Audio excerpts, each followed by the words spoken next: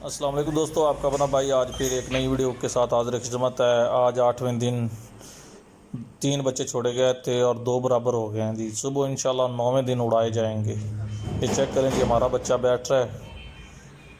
दोस्तों वीडियो अच्छी लगी हो तो लाइक एंड मेहरबानी शेयर भाईजान। कीजिएगा, चैनल को सब्सक्राइब करें, बेल आइकॉन के बटन को प्रेस करें ताकि ओए हमारी नई कबूतर आने उड़ गए, वाली वीडियो ओए को कबूतरों की बआसानी तरह देख आता सकें। है। ये चेक कुनोका करें दोस्तों, माशाल्लाह से हाँ सारो है उड़ता है कच्चे पे ये बच्चा बैठ रहा है।